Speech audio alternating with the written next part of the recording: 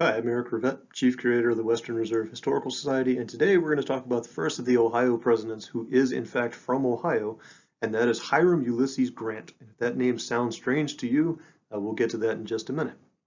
He was born in 1822 in Point Pleasant, which is southeast of Cincinnati. And if Grant's life teaches us anything, I think, it's that it's possible to be really good at one thing, but also incredibly bad at a lot of other things. He had a very difficult life. It's a very difficult life to cover in 5 minutes, but we're going to do the best we can. So let's jump right in. Grant, as a young man, is very shy, didn't have a lot of friends, and that's where he got the first of several nicknames he would have in his life, and that was Useless Grant. Grant knew basically two things. He thought he would be a math teacher when he grew up, and he knew that he absolutely did not want to work for his father's leather good business. So his father, possibly in an attempt to toughen him up, got him an appointment to West Point, and it was there through a clerical error that he was given the name Ulysses S. Grant, and he didn't bother to correct it. And so for the rest of his life, he was known as Ulysses S. Grant.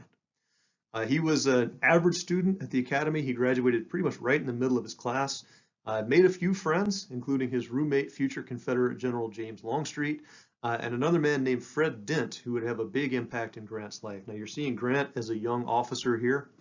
Grant served with distinction in the Mexican War in the 1840s. He was promoted a couple of times for bravery. And he was also stationed for a while at Jefferson Barracks in Missouri, and that's where he met, courted, and eventually married Fred's sister, Julia. So Grant's time in the Army following the Mexican War was very difficult. He was sent to posts all across the United States, which took him away from his family. When he was away from his wife and kids, he took up drinking to pass the time. He also tried a variety of means to make money because there wasn't a lot of money as a junior officer in the U.S. Army.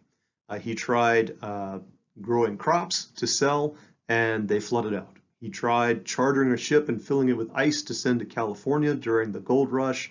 The ship got caught in a storm and all the ice melted. He tried get-rich-quick schemes, and the people he entrusted his money to all ran off with his money. And so everything the man tried ultimately failed. And by 1854, his drinking had caught up with him. He was forced to resign his commission. He went back with his family, and on land that was given to him by his rich slave-holding father-in-law, he built this farmhouse he called Hardscrabble Farm, and he couldn't make a go of farming either. To try to help him along, Grant's father-in-law gave him a slave that Grant used for about a year to help with the farming and then ultimately freed him. But really, by the time the Civil War started, Grant was at rock bottom. He had been selling firewood on the streets of St. Louis. He finally caved in and did exactly what he did not want to do when he was a child, which was he went to work for the family business. And so the Civil War, you could really argue, saved Grant because he was in a downward spiral. Now, Grant's rise to prominence in the Civil War got off to a slow start.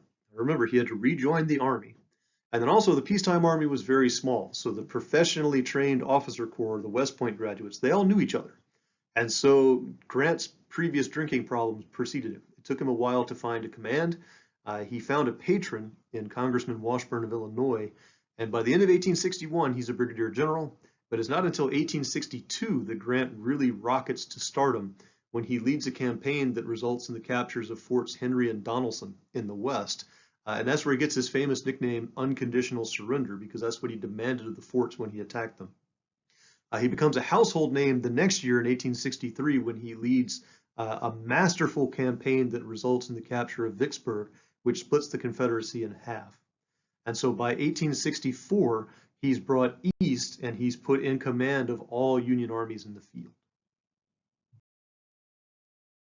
Grant makes his headquarters with the Army of the Potomac. That's the primary army in the Eastern Theater that's fighting Robert E. Lee's Army of Northern Virginia. And he coordinates what's called the Overland Campaign. He fights a series of just brutal, vicious battles in places like the Wilderness, Spotsylvania Courthouse, Cold Harbor, the Siege of Petersburg, and these battles cost tens of thousands of lives on both sides. But the Union can afford to replace those losses while the Confederacy cannot. And while the Overland Campaign is taking place, remember that Grant is also coordinating every other Union army in the field using technology like the telegraph and railroads. And ultimately, by 1865, he and several other generals, several of whom were from Ohio, including Sherman, Sheridan, Rosecrans, these men coordinate the downfall of the Confederacy. And so Grant rises to the highest rank in the U.S. Army. He comes into conflict with President Andrew Johnson, but it becomes almost a foregone conclusion that Grant is going to become the President of the United States, even though he is very reluctant to do so. He is not does not really see himself as a politician, but despite that, he easily wins the nomination in 1868 and easily wins the presidency as well. So Grant as president is really much too complicated a topic to cover in this talk, but suffice to say his administrations were full of good intentions, if not good results.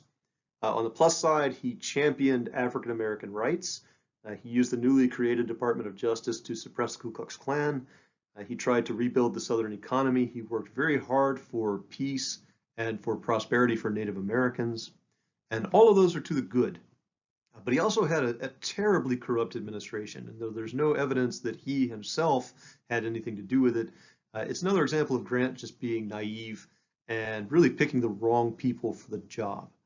And so his presidency remained really one of the most corrupt in U.S. history for quite some time. And his presidency has kind of been judged more leniently in recent years, but for a long time he was really considered one of the worst presidents that we had had. He sought a third term in 1880, but he lost the nomination to Garfield. And finally, at that point, Grant retired from public life. But then as things just seemed to do for Grant, once he was a private citizen again, things very quickly took a bad turn for him. So two things happen to Grant when he gets out of office, and they happen in pretty quick succession. He gives essentially all of his money to one of his son's business partners in another get-rich-quick scheme, and the man walked off with everything and left Grant and his family essentially destitute, penniless. On top of that, now Grant, of course, was known to drink before the Civil War, drank during the Civil War, but in an attempt to avoid drinking as much as he could, he took up smoking, and he frequently smoked 30 or more cigars in a day. And not surprisingly, that had consequences. And so when he got out of the office, he was diagnosed with aggressive terminal cancer. So he was approached by Mark Twain and convinced to write his memoirs in an attempt to make money for his family, for his legacy. So he dictates his memoirs for as long as he can speak. Once he can no longer talk, he wrote them out by hand. That's what you see in the image here. He finished his memoirs, and within about 2 or 3 days later, he died in 1885. And the book became an international bestseller. In terms of today's money, the royalties off the sale of his memoirs got his family about $13 million. And so Grant, in death, finally provided the kind of financial security that he worked very hard to provide his family in life. So just like last time, we're going to take a look at presidential first, last, and only. Grant is the first U.S. president to have graduated from West Point. He's one of only two. The other one was Dwight Eisenhower. One of the great ironies of Ulysses S. Grant is that he's a man that did as much as any man, and probably more than most, to end slavery in the United States, and yet he was briefly a slave owner. In fact, he was the last American president to own a slave. He's also, so far at least, but I'm pretty sure this one is going to stick, the only U.S. president to receive a speeding ticket on horseback. And this happened over 2 days. The first day he was given a warning for riding too fast on the horse on the streets of Washington, D.C. On the second day, he was stopped by the same police officer who this time arrested Grant, fined him $20, and confiscated the horse. So Grant had to walk back to the White House. So that is a much too brief look at the life and presidency of Ulysses S. Grant. There are plenty of resources out there if you'd like to learn more. But thanks for going through this with me. Next time we'll take a look at the seemingly indestructible Rutherford B. Hayes. Until then, stay tuned and stay safe. Thank you.